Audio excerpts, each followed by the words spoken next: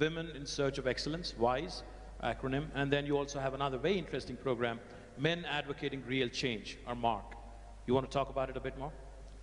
Sure. I mean, this is an area that is clearly near and dear to us, and I'm sure is important to everyone in the audience. You know, you asked the question, what are companies need to do to get more women into leadership roles and help with skills? We launched a couple of years ago unconscious social bias training.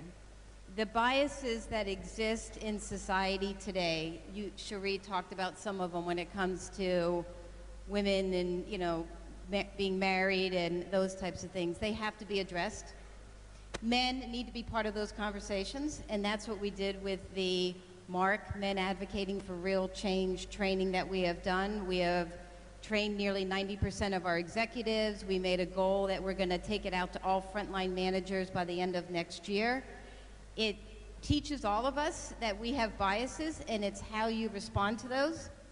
And it's what you do to lead your teams through those and recognize that the world is a better place. Business outcomes are great when you have diverse thinking that you can enable. And corporations are just better places when individuals can come in and feel that they can be themselves and really contribute to the company and the organization. We also have a very, very robust employee resource group. Our Women in Action resource group is the largest resource group that we have. It is 13,000 employees strong. We have 40 chapters around the world. We are using that employee resource group to fundamentally help drive some of the policy changes around paid time off, around enabling our flexible work from home solutions. We clearly see that technology can enable how women and men can work from home. We have sites across Dell where nearly 50% of the workforce works from home 1 or 2 days out of the week. And this has actually been a huge enabler for us to hire women back into the workforce that have taken some time off, that have children, that their children are getting older and they want to come back. And there is an untapped potential labor pool that is out there of women that have master's degrees, that have started their own businesses, that we are actually rehiring back at Dell. And they're continuing to lead, you know, major organizations and functions for us. And a lot of that is enabled through a lot of these practices. No wonder you won the Working Mother of the Year, 2012, the award by the Working Mother magazine, because of the work-life balance I think you talked about. So Sherry, going back to you, when you launched your foundation in 2008, you talked about how women being a part of the workforce is going to lead to stronger economies. You want to elaborate a bit on that and what your foundation has done to further the cause in the last 9 years? Well, I think the frustration I feel after, as you say, we founded the foundation in 2008, is that, you know, all the research we see all the time shows that by empowering women, by women getting engaged in the economy, that makes sort of stronger economies. McKinsey recently produced a report which said that the world GDP would increase by $28 trillion if women were given equal access to economic opportunities that men have. And yet this year, the World Economic Forum Global Gender Gap showed that when it comes to women's equal access to economic opportunities, we've actually gone backwards. So the dial hasn't gone forward, it's actually gone backwards. So what is going on? There are clearly, it's not enough to keep producing evidence that empowering women makes a difference. We've actually got to make sure that people do something to implement these things, because there are barriers. Take here we are in India, amazing country, vibrant, so much going on, and yet India has one of the lowest participations in the workforce of women in the world. Absolutely. It is right down there with some of the poorest countries in the world, and does worse, for example, than countries like Bangladesh. So only, I think it's 27% of women over the age of 15 participate in the workforce in India. And when you look at women graduates from India, 67% of those do not go on after graduation to participate in the economy. So that is a huge disadvantage for India. And if these women were contributing their talents to the economy, then the Indian economy would be doing even better. So why is that happening? And we've touched on some of those things, and what we have tried to do with our programs is to help women get the skills, to get the information that enables them to break down some of these barriers. We talked a little bit, you mentioned, Karen, about the women returners. You know, when we talk globally about women entering into the economy, we then often segue into girls' education, which is so important.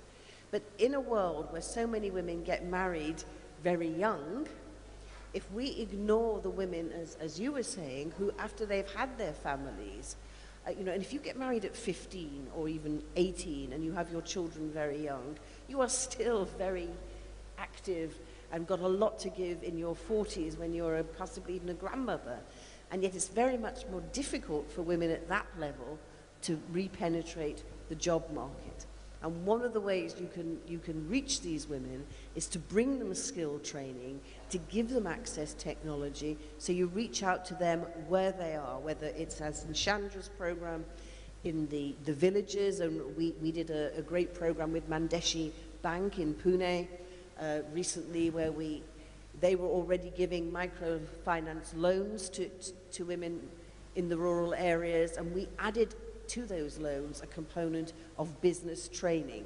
And as a result of that, we found that the women not only got the money, but they used the money more wisely, and therefore were able to increase their business skills. So I just wanted to tell you the story about one of the women that I met there, who'd been on our training course. And she was 37, she already had 2 teenage children. 6 years ago, she was working in her shop, and she cut off her left hand on a slicing machine. Obviously, this was a huge problem for her, but she picked herself up, she came on the course, got a loan, and as a result of the business training, realized that she needed to diversify her business. As a result of that, it ended up increasing her income fourfold, which enabled her to pay for her daughter, who she wants to become a doctor, to stay on at school beyond the age of 15, which was the age that she herself got married. But I asked her to describe her day for me, and I just wanted to share this with you. So she gets up at 5 o'clock in the morning, and she then, from 5 to 8, milks the 10 cows that she now has to produce milk to go to her store. She goes back at 8 o'clock, and she then feeds her family and gets her children off to school. At 10 o'clock, she goes to her shop. And by the way, remember, she's only got one hand. And she works in her shop between 10 o'clock and 5 o'clock. At 5 o'clock, she goes back and milks the cows again until 8 o'clock.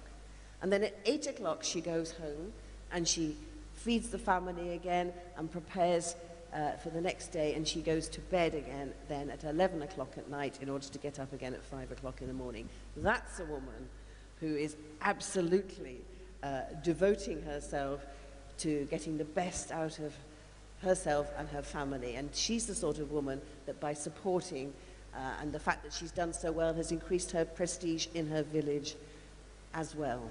So, these are the sort of programs. Now, the other sort of thing we do is for a different level of woman entrepreneur, and we have what we call our blended learning training programs. These are like 3-month mini MBA courses. And the point about the blended learning programs is, though the women come together to do the business training, most of the course is delivered over the internet, so that they actually don't have to leave their businesses. Because if you're a woman entrepreneur and you've started a business and you're progressing that business, but you need the business skills to expand that business, it's sometimes very hard just to walk away and leave that business. But by using technology, we can provide training to women where they are, so that they can carry on their businesses and still get the skills that they need to develop. So a program we have in Nigeria, for example, it's called The Road to Growth. One of the women on that program who did our course, for example, was a psychiatrist trained in the UK. She came back to Lagos to start a mental health clinic. And she said, you know, I'm obviously an intelligent woman, but no one had ever taught me about business skills. So I start this business, I know how to do the medicine. But, you know, then it's a question of, well, how do I manage my finances? How do I manage my staff? How do I present a business plan?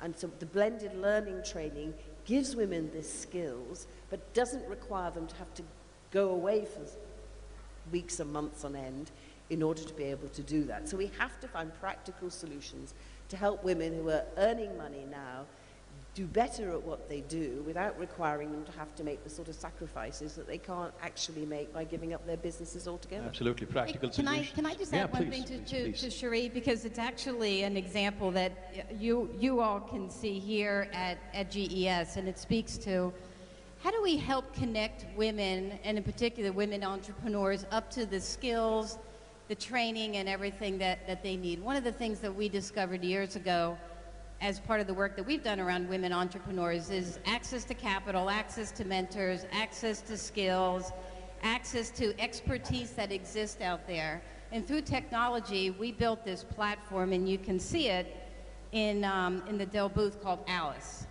So think Angie's List for women entrepreneurs. It's built on a technology platform. It uses big data, artificial intelligence to hook women up with other women and the needs that they have around, I need capital access. I need to understand, you know, legal capabilities. I want marketing skills that will help me figure out how to market my company. And through this platform, we have thousands of women that are interacting with other women that they can connect real time with. And through technology and big data, this platform continues to be smarter and smarter and smarter. And our goal is to enable millions of women that can get the access to the skills, the training, and everything that Cherie and her foundation are helping to enable. So I think technology can really, really help there. Technology, practical solutions, sacrifices, and the wonderful work that your foundation is doing. My compliments. Let me turn back to Ivanka. Ivanka, a McKinsey Global Institute study shows that if we're able to close this workforce gap by 12%, we would actually be increasing the world's GDP by 25% by 2025. And it also, another interesting fact that this throws up, women in top leadership positions and boards actually enjoy greater financial returns. So was that a conscious choice to run your entire enterprise, Ivanka Trump, with all women leadership and completely run by women? Was that for the bottom line? Was that to make sure that you have more women in the right positions, or how do you go about doing this? Well, I think today, empirically, we know that having equal representation, gender representation, having diversity is a positive. It's financially beneficial to business. And that's what's pushing corporations, not just a social responsibility, but a fiscal responsibility to their shareholders. And that's what's pushing businesses to diversify at a faster rate than if they were doing it for some other motivation. So that's exciting. And we're seeing all the studies, we're seeing all the data to support that very fact. So I think the key, and you know, we've covered so much ground here. We've talked about the importance of public policy supporting working families, women and men who work inside or outside of the home. We've talked about the role of technology and how that can connect people to mentoring opportunities, like the great work being done at Dell. We're doing that domestically at the government through programs such as SCORE, which have been very, very successful in getting private sector and getting successful men and women to coach and to mentor other young people who, or not so young people, who want to become CEOs as well. So taking programs like SCORE. We've talked about inadequate access to capital, which happens domestically, unfortunately, as well. When you look at our participation or our share of venture capital funding is minuscule, 3% last year. We're trying to fix that by A, raising awareness about this issue, but B, increasing our lending through the Small Business Administration. In 2017, we increased the amount of lending to women-led firms by over $500 million year-to-date alone, so that's exciting. And then internationally, where the barriers are the same but far greater, oftentimes with a cultural or a legal overlay that makes it particularly challenging. So one of the initiatives we launched, and there's so many great initiatives across government. I'm leaving this stage and going to the State Department-run GIST competition, which maybe some of the entrepreneurs here today will be participating in. You will? Amazing. It's a pitch competition to support investment in great entrepreneurs around the globe doing very innovative things. But there's so many different programs, but this summer we launched something that was very extraordinary. We were founding members with 14 other countries of a World Bank initiative called Wi-Fi, and it seeks to address a number of the things we've mentioned: access to capital, access to networks, access to mentorship, and access to equitable laws by pushing governments in developing worlds to lower barriers and change the laws that prohibit women from full participation in their economies. So Wi-Fi is very exciting, and we anticipate being able to leverage in excess of $1 billion to go to female entrepreneurs in the developing world. So we're hopeful that has a profound effect on the ecosystem of women's entrepreneurship generally, but also for the benefit of women in the workforce as well. Because it was noted here that when you invest in women, they invest back into their families, back into their communities. They say 90 cents on the dollar earned by a woman goes right back into her family and community, and back into things like education, into healthcare, into things that will create a positive generational impact. So we're very excited about that initiative and all the other ways we can fuel the exciting work that's being done in the entrepreneurship ecosystem at home and abroad. Congratulations. Can I ask you, because Absolutely. Ivanka, that 90% figure is a very interesting one, but I want to ask you as a man, what do you think the equivalent figure is for a man? 40? Well, He was supposed to answer that. I'm the moderator. I'm supposed to be asking you questions. So. Anyways, I think it must be around 40. Yeah, no, it's 30. 30. 30. All right. As always, you know, women are the smarter ones anyways. 40. But you know what I think? I was trying to But do you know what I think about that? You see, I think there are plenty of men who also invest 90% of their efforts into their family and into their community. And the problem is that there are some men, and you know, my own father was one of these men, because he abandoned my mother and my sister and myself and never supported us ever again. Who'd only put, you know, 1%, if you're lucky, into their families. And the question really is for men is, why is it that we tolerate the idea that these men who go off and spend their lives on wine, women and song, somehow that's acceptable? The men who put 90% of their efforts into their families should be speaking out more loudly and saying, these men that don't do that actually are letting us all down, rather than just shrugging their shoulders and saying, oh, well, you know, women, they do 90%, we do 30 to 40 as men, but that's okay. Because actually, it isn't really okay, is it? It's true, and I think this is something, Sherry, that I'm glad you brought up, but I'm actually very optimistic about, because I see the landscape changing, and especially when you look at the next generation coming up. I think women don't view themselves as purely providing care for their families. They want to work. In many cases, they need to work to support their families. Men, similarly, are taking a much more active approach in raising children and participating in the family than in previous generations as well. And we see this happening on different scales, but all over the world. And I see this generational shift that is very exciting, because when you think about true equality, it starts with having this level playing field and sharing the responsibilities, domestic responsibilities, as well as workplace responsibilities much more equitably. So I love the natural shift that we have happening, but I think talking about these issues, and I think men talking about the fact that they're not financial providers alone, that they want to participate, that they want to be involved parents and fathers is incredibly important as well. Now that you raised a very personal question, let me throw a quick question to all of you. I've learned that all of you are privileged to have a daughter, also each of you. I have an 8-year-old daughter also. So what would you say is the single most important thing that you would like to see changed? We talked about multiple things. We talked about capacity, we talked about confidence, we talked about mentorship, we talked about collaboration with the private sector, we talked about rural sector. What is that one single important thing from a government and from the societal perspective that you would like to see differently, say, a decade from now? We'll start with you, Ivanka, and then we'll move on to others. We have about 5 minutes, so let's make this crisp. Well, I think I have a 6-year-old daughter, and I'm actually trying to get rid of some of her confidence.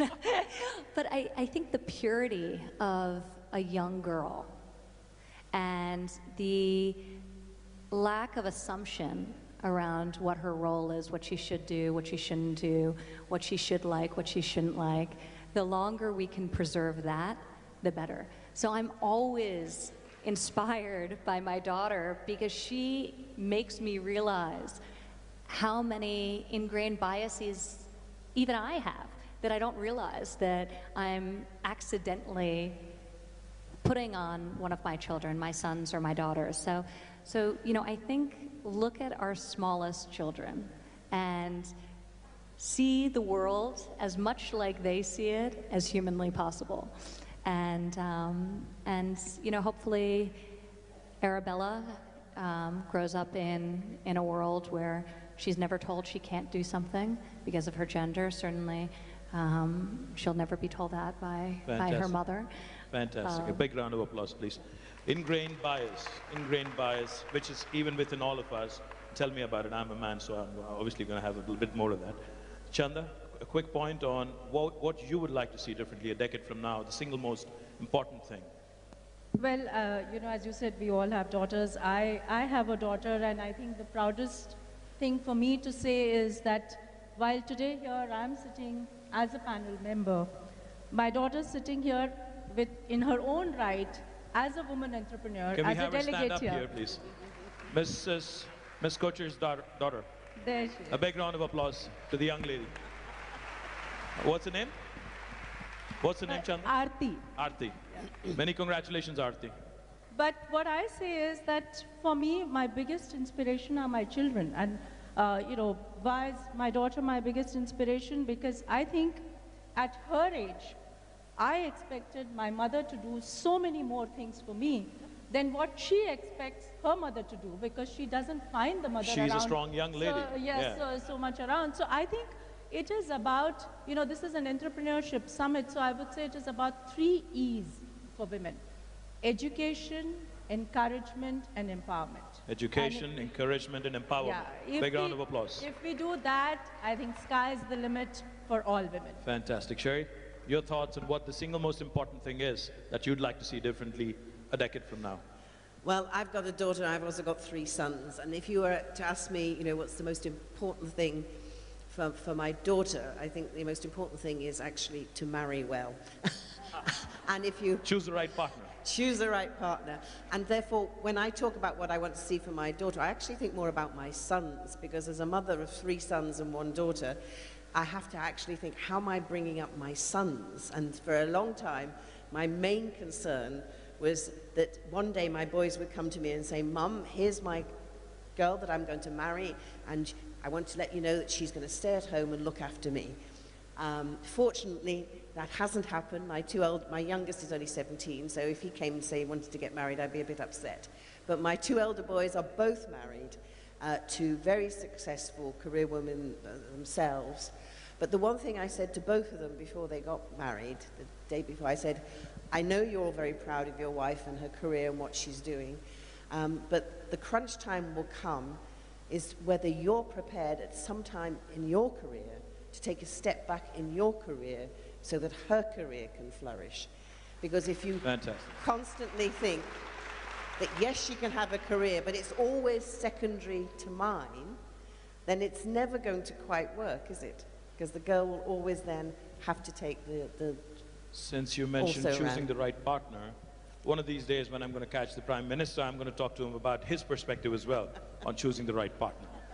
Can you also mention to him when is the time when he's going to take a step back in his career so that I can get on with mine? Absolutely. I shall ask him that. I do surely think, though, and I just want to layer something on top of that, because I do think you're right, that conversation needs to be happening about who's going to step back if somebody is going to step back. But I do think we have to do a better job of recognizing that all women are working women, whether they're working inside the home, raising their families, or whether they're working in a professional capacity. And I think we have to celebrate that decision either way, but we need to create an environment in which people can make the decisions that are right for their family.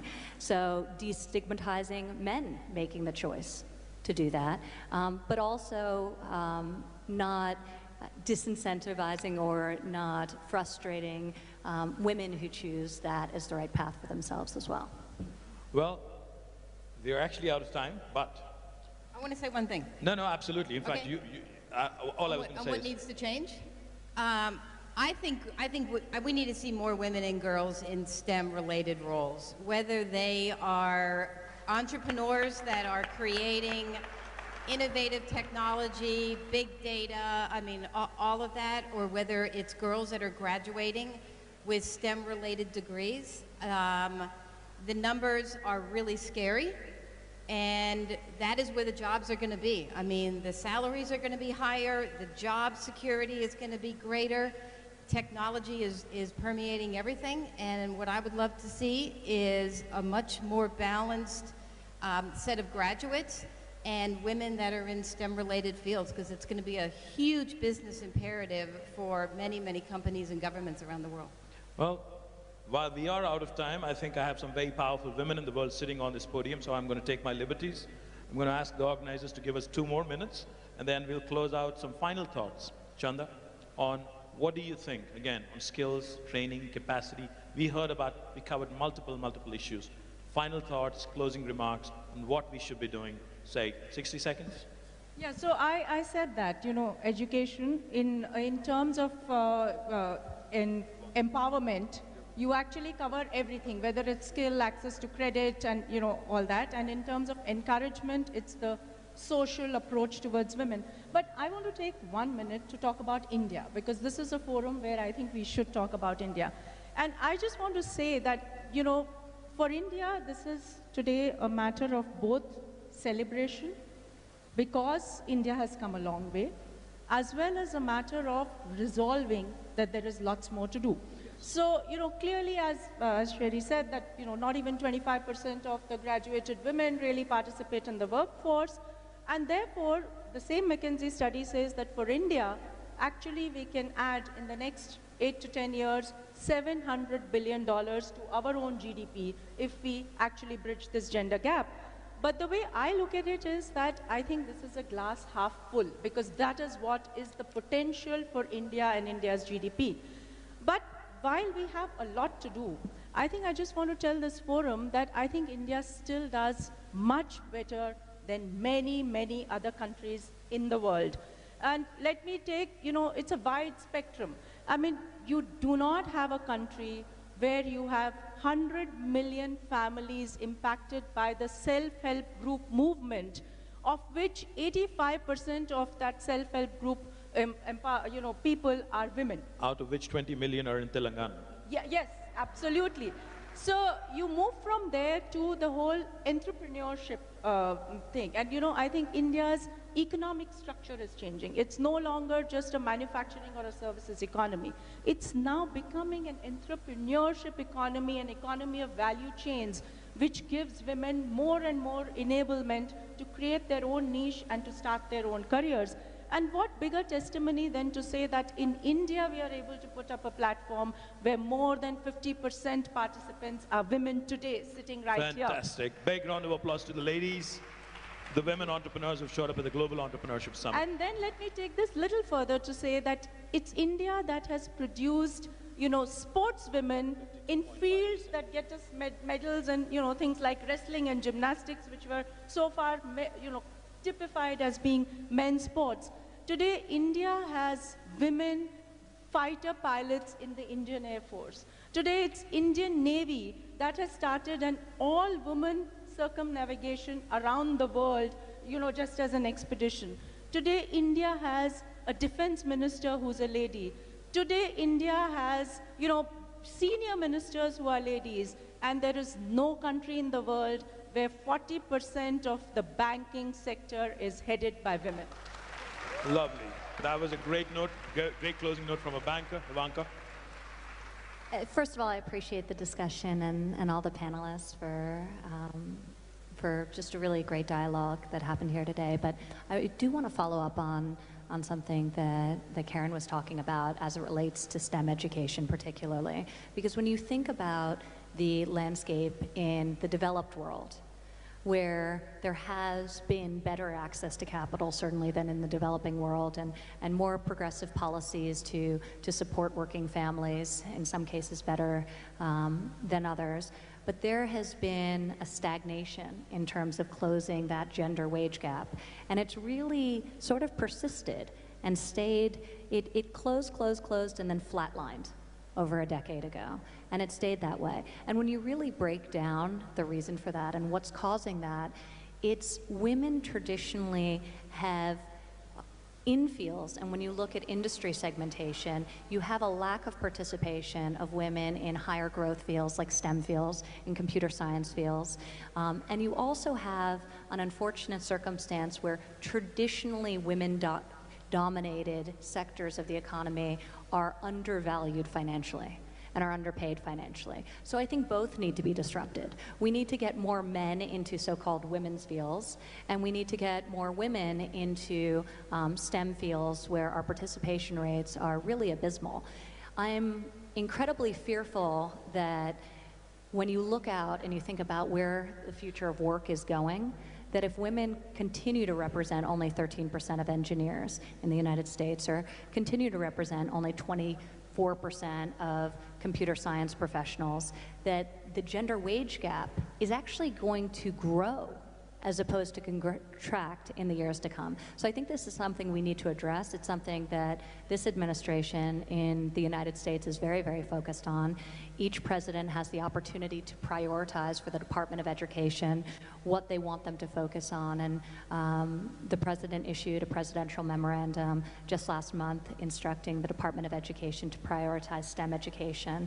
And in the guidance required that gender and racial diversity be considered when granting the money towards all of the different programs, so that the programs are actually designed to encourage gender diversity and to encourage racial diversity and to prioritize computer science. So I think it's critical that we think about occupational challenges and making sure that there's more equitable balance in especially the high growth industries as we look forward, and as we think generally about the future of work in our own countries and around the world.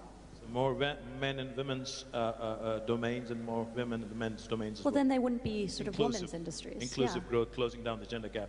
Fantastic thoughts. Sherry, final thoughts before we... Just a couple of thoughts from me. One is that we've heard a lot about how empowering women, getting women engaged in the market, how women in development, really makes a difference. And the truth is, when we look at where the development dollars go across the world, across all these programs, it's a pitifully small amount of that money that actually goes to women. It's definitely less than 10%, and it's probably less than 5%. I can't remember the exact figure. So how often do we have to say that it really makes a difference if you invest in women, for when we actually put our money where our mouth is and make that happen? That's why actually the We Find Five scheme is such a great scheme, and where we need to do more. And my final thought is this. It's all about choice and diversity. We're talking about women as though all women were alike and all men are alike. And of course, we're all different.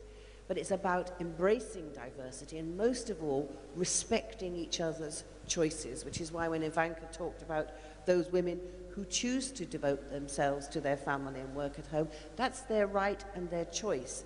And actually, as women, we should be kinder to each other about each other's choices and actually help each other so we can make a choice and change our choices throughout our lives. So let's hear it for choice and diversity. More power to you. Karen, final thoughts? Any final thoughts?